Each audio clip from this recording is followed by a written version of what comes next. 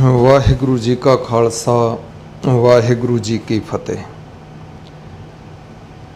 ਸਾਡੇ ਇਤਿਹਾਸ ਦੇ ਲਿਖਾਰੀਆਂ ਨੇ ਜਾਂ ਸਟੇਜ ਦੇ ਬੁਲਾਰਿਆਂ ਨੇ ਕੁਝ ਕੁ ਭਰਮ ਭੁਲੇਖੇ ਪਾਏ ਹੁੰਦੇ ਨੇ ਤੇ ਜਾਂ ਉਹਨਾਂ ਨੂੰ ਬਾਣੀ ਦੀ ਪ੍ਰੋਪਰ ਸਮਝ ਆਉਂਦੀ ਨਹੀਂ ਜਾਂ ਉਹ ਬਾਣੀ ਨੂੰ ਸਮਝ ਕੇ ਪ੍ਰਚਾਰਨਾ ਨਹੀਂ ਚਾਹੁੰਦੇ। ਉਹਨਾਂ ਪਾਏ ਹੋਏ ਭੁਲੇਖਿਆਂ ਦੇ ਵਿੱਚੋਂ ਇੱਕ ਭਰਮ ਦਾ ਜ਼ਿਕਰ ਹੈ ਕਿ ਗੋਇੰਦਵਾਲ ਸਾਹਿਬ ਵਾਲੀ ਬੌਲੀ ਜਿਹੜੀ ਗੁਰੂ ਅਮਰਦਾਸ ਪਾਤਸ਼ਾਹ ਜੀ ਨੇ ਬਣਵਾਈ, ਉਹਦੇ ਵਿੱਚ ਨਹਾਉਣ ਤੋਂ ਬਾਅਦ ਇਸ਼ਨਾਨ ਕਰਨ ਤੋਂ ਬਾਅਦ 84 ਕੱਟੀ ਜਾਂਦੀ ਹੈ। 84 ਕੀ ਹੈ, ਜੂਨਾਂ ਕੀ ਨੇ, ਜੂਨਾਂ ਵਿੱਚੋਂ ਨਿਕਲਣਾ ਕਿਵੇਂ ਹੈ, ਇਹ ਇੱਕ ਵੱਖਰਾ ਵਿਸ਼ਾ ਹੈ ਔਰ ਵੱਖਰੀ ਵੀਡੀਓ ਦੇ ਅੰਦਰ ਮੈਂ ਤੁਹਾਡੇ ਸਾਹਮਣੇ ਕਿਸੇ ਵਕਤ ਲਿਆਉਣ ਦਾ ਯਤਨ ਕਰਾਂਗਾ। ਅੱਜ ਆਪਾਂ ਇਸ ਗੱਲ 'ਤੇ ਫੋਕਸ ਕਰਦੇ ਹਾਂ ਕਿ ਬੌਲੀ ਦੇ ਵਿੱਚ ਨਹਾਉਣ ਤੋਂ ਬਾਅਦ 84 ਕੱਟੀ ਜਾਂਦੀ। ਨੰਬਰ 1 ਦੇ ਉੱਤੇ ਮੈਂ ਇੱਕ ਇੱਕ ਕਰਕੇ ਨੁਕਤਾ ਤੁਹਾਡੇ ਸਾਹਮਣੇ ਰੱਖਦਾ ਚੱਲਾਂਗਾ। ਤੁਸੀਂ ਉਹਨੂੰ ਸੁਣਿਓ ਤੇ ਸੁਣਨ ਤੋਂ ਬਾਅਦ ਗਹਿਰਾਈ ਦੇ ਨਾਲ ਵਿਚਾਰਿਓ, ਖੁਦ ਬ ਖੁਦ ਮੁਨਸਬ ਬਣ ਕੇ ਫੈਸਲਾ ਕਰਿਓ ਕਿ ਗੁਰਬਾਣੀ ਸੱਚੀ ਹੈ ਜਾਂ ਇਤਿਹਾਸ ਦੇ ਲਿਖਾਰੀ ਸੱਚੇ ਨੇ। ਤੋਂ ਪਹਿਲਾ ਨੁਕਤਾ ਹੈ ਵੀ ਜੇ ਬੌਲੀ ਦਾ ਇਸ਼ਨਾਨ ਸਾਡੀ 84 ਕੱਟਣ ਦੀ ਸਮਰੱਥਾ ਰੱਖਦਾ ਹੈ ਤੇ ਫਿਰ ਬਾਣੀ ਉਚਾਰਨ ਦੀ ਲੋੜ ਕੀ ਪੈ ਗਈ? ਕਿਉਂਕਿ ਬਾਣੀ ਦੀ ਲੋੜ ਤੇ ਤਾਂ ਹੀ ਹੈ ਕਿ ਬੰਦੇ ਦਾ ਅੰਦਰ ਸਵੱਛ ਹੋਵੇ, ਸਾਫ਼ ਹੋਵੇ, ਇਹਦਾ ਸੁਭਾਅ ਬਦਲ ਜਾਏ, ਇਹਦੀਆਂ ਸੋਚਾਂ ਬਦਲ ਜਾਣ। ਦਰਅਸਲ ਇਹੀ ਹੈ ਜੂਨਾਂ ਦੇ ਵਿੱਚੋਂ ਨਿਕਲਣਾ। ਤੇ ਜੇ ਸਾਰੇ ਦਾ ਸਾਰਾ ਕੰਮ ਬੌਲੀ ਦਾ ਇਸ਼ਨਾਨ ਕਰ ਸਕਦਾ ਹੈ ਤੇ ਫਿਰ ਬਾਣੀ ਉਚਾਰਨ ਦੀ ਲੋੜ ਵੀ ਕੀ ਹੈ? ਫਿਰ ਜਦੋਂ ਗੁਰੂ ਸਾਹਿਬ ਜੀ ਬਾਣੀ ਉਚਾਰਦੇ ਰਹੇ ਉਦੋਂ ਅੱਜ ਵਰਗਾ ਸਮਾਂ ਵੀ ਨਹੀਂ ਸੀ। ਅੱਜ ਤੇ ਐਪਾਂ ਦੇ ਰਾਹੀਂ ਕੰਪਿਊਟਰਾਂ ਮੋਬਾਈਲਾਂ 'ਚ ਬਾਣੀ ਸੰਭਾਲੀ ਪਈ ਹੈ। ਉਦੋਂ ਤੇ ਬਾਣੀ ਲਿਖਣੀ ਵੀ ਔਖੀ, ਸੰਭਾਲਣੀ ਵੀ ਔਖੀ, ਸਿੱਖਾਂ ਦੇ ਘਰਾਂ ਤੱਕ ਪਹੁੰਚਾਉਣੀ ਵੀ ਔਖੀ ਤੇ ਸਿੱਖਾਂ ਨੂੰ ਵੀ ਆਪਣੇ ਘਰਾਂ ਦੇ ਅੰਦਰ ਉਹ ਬਾਣੀ ਦੀ ਸੰਭਾਲ ਕਰਕੇ ਰੱਖਣੀ ਔਖੀ। ਬੜਾ ਔਖਾ ਕੰਮ ਸੀ। ਪਰ ਪਾਤਸ਼ਾਹ ਇਹੀ ਕਹਿ ਦਿੰਦੇ ਵੀ ਕੋਈ ਬਾਣੀ ਦੀ ਲੋੜ ਨਹੀਂ, ਕੋਈ ਸੰਭਾਲਣ ਦੀ ਲੋੜ ਨਹੀਂ, ਪੜ੍ਹਨ ਦੀ ਲੋੜ ਨਹੀਂ, ਮੰਨਣ ਦੀ ਲੋੜ ਨਹੀਂ, ਉਸ ਰਾਹ 'ਤੇ ਤੁਰਨ ਦੀ ਲੋੜ ਨਹੀਂ। ਬਸ ਕਦੇ ਕਦਾਰ ਵਰੇ ਬਾਅਦ 6 ਮਹੀਨੇ ਬਾਅਦ ਆਇਆ ਕਰੋ, ਇਸ਼ਨਾਨ ਕਰ ਲਿਆ ਕਰੋ ਤੇ ਤੁਹਾਡਾ ਮਸਲਾ ਹੱਲ ਹੋ ਜਾਏਗਾ, 84 ਕੱਟੀ ਜਾਏਗੀ। ਦੂਜੀ ਗੱਲ, ਕਿਧਰੇ ਗੁਰੂ ਗ੍ਰੰਥ ਸਾਹਿਬ ਜੀ ਦੇ ਅੰਦਰ ਇਹ ਗੱਲ ਆਉਂਦੀ ਹੋਵੇ, ਗੁਰੂ ਗ੍ਰੰਥ ਸਾਹਿਬ ਜੀ ਦੀ ਬਾਣੀ ਦੇ ਅੰਦਰ, ਚਲੋ ਗੁਰੂ ਅਮਰਦਾਸ ਸਾਹਿਬ ਨੇ ਲਿਖਿਆ ਹੋਵੇ ਜਾਂ ਕਿਸੇ ਦੂਜੇ ਗੁਰੂ ਸਾਹਿਬ ਜੀ ਨੇ ਗੱਲ ਉਚਾਰੀ ਹੋਵੇ ਵੀ ਇਸ ਇਸ਼ਨਾਨ ਦੇ ਨਾਲ ਤੁਹਾਡੀ ਜੂਨੀਆਂ ਕੱਟੀਆਂ ਜਾਂਦੀਆਂ ਨੇ, ਵਿਚਾਰ ਬਦਲ ਜਾਂਦੇ ਨੇ, ਤੇ ਮੈਨੂੰ ਦੱਸਿਓ ਜ਼ਰੂਰ। ਹੋ ਸਕਦਾ ਹੈ ਉਹ ਸੰਗ ਦਾ ਮੈਨੂੰ ਨਾ ਪਤਾ ਲੱਗਾ ਹੋਵੇ, ਉਹ ਪੰਕਤੀ ਮੇਰੇ ਸਾਹਮਣੇ ਨਾ ਆਈ ਹੋਵੇ।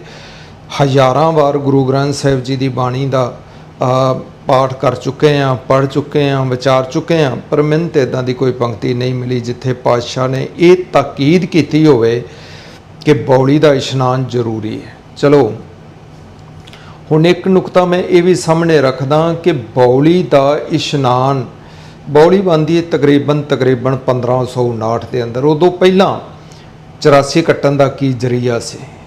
ਗੁਰੂ ਅਮਰਦਾਸ ਸਾਹਿਬ ਤੋਂ ਪਹਿਲੇ ਜਿਹੜੇ ਗੁਰੂ ਸਾਹਿਬ ਆਏ, ਸਾਡੀ ਜਿਹੜੀ ਬੁਨਿਆਦ ਬੰਨ੍ਹਣ ਵਾਲੇ, ਸਾਡੇ ਮੁੱਢ ਕਦੀਮਾਂ ਤੋਂ ਸਾਨੂੰ ਨਾਲ ਲੈ ਕੇ ਤੁਰਨ ਵਾਲੇ ਗੁਰੂ ਨਾਨਕ ਸਾਹਿਬ, ਉਹਨਾਂ ਨੇ ਫਿਰ ਕੋਈ ਨਾ ਕੋਈ ਬੌਲੀ ਬਣਵਾ ਕੇ ਤੇ ਇਹ ਸਾਡੀ ਝੋਲੀ ਵਿੱਚ ਉਪਦੇਸ਼ ਕਿਉਂ ਨਾ ਪਾਇਆ ਵੀ ਬੌਲੀ 'ਚ ਨਹਾ ਲਿਆ ਕਰੋ ਜਾਂ ਫਲਾਣੇ ਸਰੋਵਰ 'ਚ ਨਹਾ ਲਿਆ ਕਰੋ ਤੇ ਤੁਹਾਡੀ 84 ਕੱਟੀ ਜਾਏਗੀ। ਨਾ ਗੁਰੂ ਨਾਨਕ ਸਾਹਿਬ ਨੇ ਇੱਦਾਂ ਦਾ ਕੋਈ ਬੋਲ ਕਿਹਾ, ਨਾ ਗੁਰੂ ਅੰਗਦ ਸਾਹਿਬ ਜੀ ਨੇ ਇੱਦਾਂ ਦਾ ਕੋਈ ਬਚਨ ਫਰਮਾਇਆ, ਤੇ ਗੁਰੂ ਅਮਰਦਾਸ ਸਾਹਿਬ ਜੀ ਦੇ ਉੱਤੇ ਆਣ ਕੇ ਰਾਹ ਸੁਖਾਲਾ ਕੀਤਾ ਗਿਆ ਜੋ ਕਿ ਨਿਰਾ ਵਹਿਮ ਹੈ।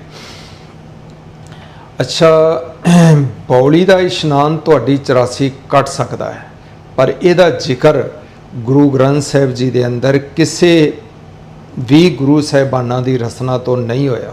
ਚਲੋ ਇਸ ਤੋਂ ਅੱਗੇ ਇੱਕ ਹੋਰ ਮੰਨ ਲਈਏ, ਗੁਰੂ ਸਾਹਿਬ ਨੇ ਤੇ ਬਾਣੀ ਦੇ ਅੰਦਰ ਇਹ ਨਹੀਂ ਲਿਖਿਆ ਤੇ ਤੁਸੀਂ ਇੱਕ ਲਿਖਾਰੀ ਦਾ ਲਿਖਿਆ ਹੋਇਆ ਬੋਲ ਕਿਸੇ ਆਮ ਕਿਤਾਬ ਦੇ ਅੰਦਰ ਲਿਖਿਆ ਮੰਨ ਲਿਆ, ਉਹਨੂੰ ਸੱਚਾ ਕਰਕੇ ਲਾਗੂ ਵੀ ਕਰ ਦਿੱਤਾ ਤੇ ਪ੍ਰਚਾਰਨਾ ਵੀ ਸ਼ੁਰੂ ਕਰ ਦਿੱਤਾ। ਵੇਖੋ ਜੀ, ਇਤਿਹਾਸ ਦਿਆਂ ਪੰਨਿਆਂ 'ਤੇ ਆਉਂਦਾ ਹੈ।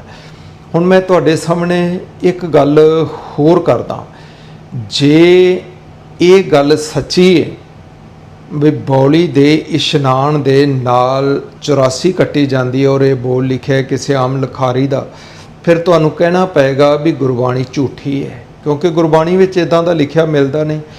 तो जे कहिंदे हो भी गुरबाणी सच्ची है तो फिर कहना पेगा भी लिखारी झूठा है। दोवां विचों एक नूं ते नाल लैके चलना पेगा। एक नूं ते कहना पेगा भी ये सच्चा है, एक नूं कहना पेगा ये झूठा है। फैसला तुहाडे हत्थ विच है। खुद ब खुद मुनसब बन के फैसला करो भी गुरबाणी दे मगर लग के तुरना है या किसी आम बंदे दे आम लिखारी दे मगर लग के तुरना है। अच्छा चलो मैं एक गल होर करदा चलदा हाँ।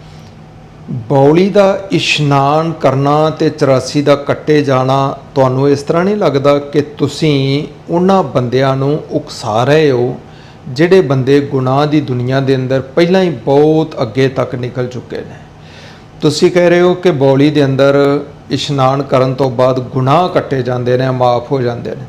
तो फिर बंदा सोचता भी चलो हर साल जाके बौली ते नहाया करांगे, इशनान कर आया करांगे, पूरा साल जिन्नी मर्जी लुट कसुट करो, बेईमानी करो, ठगी ठोरी करो, निंदा चुगली करो, ईरखा वकीली करो, दुनिया भर दे गुनाह करो, तो चलो साल बाद जावांगे, थोड़े जे पैसे मत्था टेकांगे, बौली का इशनान कर लवांगे, साल नहीं 2 4 5 साल बाद जाके काम कर आया करांगे, गुनाह तो माफ़ हो ही जाने ने।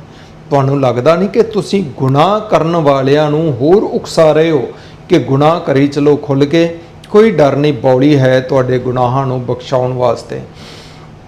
फिर तां वो लोग सच्चे ने।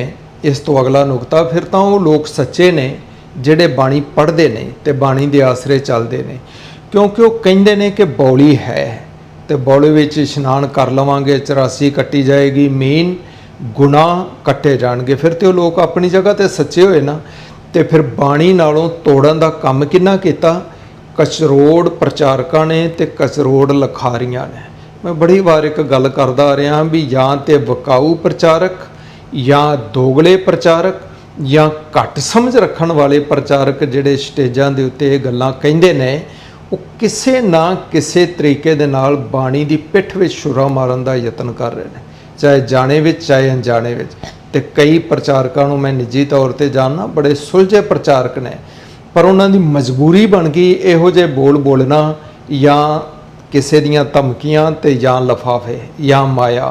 वो कहते हैं नहीं जी बौली दे नाल 84 कट्टी जाती है, इतिहास विच आया। तो मैं कह रहा भी गुरबाणी विच क्यों नहीं आया? गुरबाणी विच वो किहड़ी गल है जिहड़ी नहीं आई साडे जीवन दे सुधार विच? एक भी गल बोल के दसो, वेखियो भी कोई गल इस तरह की है जो जीवन दे सुधार हित गुरु साहिबाना ने ना लिखी होवे, ना उचारी होवे, पर पता नहीं वो गल्लां मनदे क्यों नहीं। तो आम लिखारी ते आम प्रचारकां दीयां गल्लां दे मगर लग क्यों जाने हैं? किधरे लिखिया आ जाता है जी सन विचों निकलो 84 कट्टी जाती, बौली ते इशनान कर लो 84 कट्टी जाती। क्या मजाक है? और मजाक गुरबाणी दे नाल ते सिद्धांत दे नाल किसी बंदे दे नाल ने। और ये बोलण वाले हो ते लिखण वाले हो, तुसीं विरोध तां किसी सच्चे प्रचारक दी नहीं कर रहे, सच्चे सेवक दी नहीं कर रहे, तुसीं विरोध तां गुरबाणी दी ते गुरबाणी दे नाल जुड़े सिद्धांत दी कर रहे हो। बौली तो बनी 1900 वाहिगुरू 1559 के अंदर, उस तो पहला तो कदे कोई जिक्र नहीं मिलिया भी 84 नूं किवें कटना है किवें नहीं कटना। अच्छा चलो एक मैं नुकता जांदा जांदा तुहाडे सामने होर रख दियां। जिहदी 84 कट्टी जाए उहदा मन बिल्कुल पाक साफ पवित्र हो जाता है, मन के अंदर मैल नहीं रहिंदी। जिहदी 84 कट्टी जाए, क्या तुहाडे मन की मैल चली गई?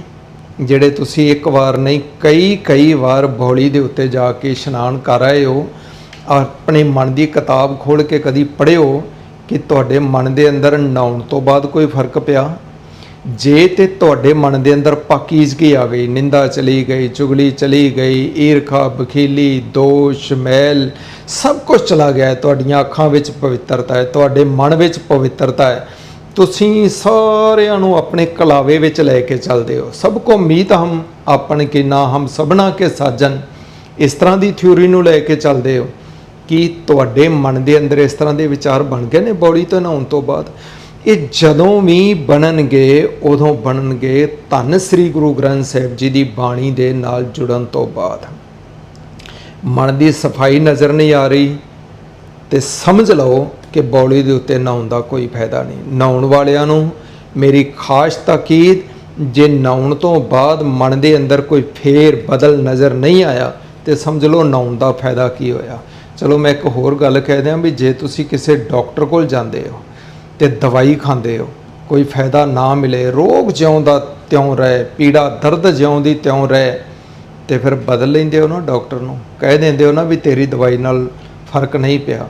ਤੇ ਜੇ ਬੌਲੀ ਦੇ ਇਸ਼ਨਾਨ ਤੋਂ ਬਾਅਦ ਸੱਜਣੋਂ ਕੋਈ ਫਰਕ ਨਹੀਂ ਪਿਆ ਤੇ ਇਸ ਗੱਲ ਦੇ ਉੱਤੇ ਜ਼ੋਰ ਦੇਣ ਦੀ ਬਜਾਏ ਕਿ ਗੁਰੂ ਅਮਰਦਾਸ ਜੀ ਦੀ ਬਣਵਾਈ ਬੌਲੀ ਏ ਤੇ ਨਹਾਉਣ ਤੋਂ ਬਾਅਦ 84 ਕੱਟੀ ਜਾਂਦੀ ਏ, ਫਿਰ ਇਸ ਗੱਲ ਵੱਲ ਧਿਆਨ ਜ਼ਿਆਦਾ ਦਿਓ ਕਿ ਗੁਰੂ ਅਮਰਦਾਸ ਜੀ ਦੀ ਬਾਣੀ ਦੇ ਨਾਲ ਜੁੜ ਜਾਓ। ਗੁਰੂ ਕੌਣ ਹੈ? ਗੁਰੂ ਗ੍ਰੰਥ ਸਾਹਿਬ। ਗੁਰੂ ਕੌਣ ਹੈ? ਗੁਰੂ ਅਮਰਦਾਸ ਸਾਹਿਬ। ਤੇ ਫਿਰ ਗੁਰੂ ਅਮਰਦਾਸ ਸਾਹਿਬ ਜੀ ਦੇ ਜਿਹੜੇ ਬਚਨ ਨੇ ਉਹਨਾਂ ਨੂੰ ਮੰਨ ਲਓ। ਤੇ ਜਿਸ ਦਿਨ ਗੁਰੂ ਬਚਨਾਂ ਨੂੰ ਮੰਨੋਗੇ, ਆਪਣੇ ਅੰਦਰ ਵੇਖਿਓ ਸਕੂਨ ਬਣੇਗਾ, ਸ਼ਾਂਤੀ ਬਣੇਗੀ, ਸਹਿਜ ਬਣੇਗਾ, ਸੰਤੋਖ ਬਣੇਗਾ, ਅੰਦਰ ਦੀ ਮਹਿਲ ਵਲੀਨ ਹੁੰਦੀ ਤੁਹਾਨੂੰ ਨਜ਼ਰ ਪਏਗੀ।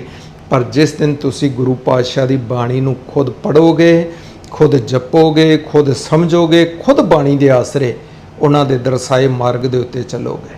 ਮੈਂ ਵਾਰ-ਵਾਰ ਇਹ ਗੱਲ ਕਹਿੰਦਾ ਆ ਰਿਹਾ, ਬਾਣੀ ਨੂੰ ਖੁਦ ਪੜ੍ਹੋ, ਬਾਣੀ ਨੂੰ ਖੁਦ ਸਮਝੋ ਤੇ ਬਾਣੀ ਦੇ ਮਗਰ ਲੱਗ ਕੇ ਤੁਰਨ ਦੀ ਆਪਣੇ ਆਪ ਨੂੰ ਆਦਤ ਪਾਓ। ਵਾਹਿਗੁਰੂ ਜੀ ਕਾ ਖਾਲਸਾ, ਵਾਹਿਗੁਰੂ ਜੀ ਕੀ ਫਤਿਹ।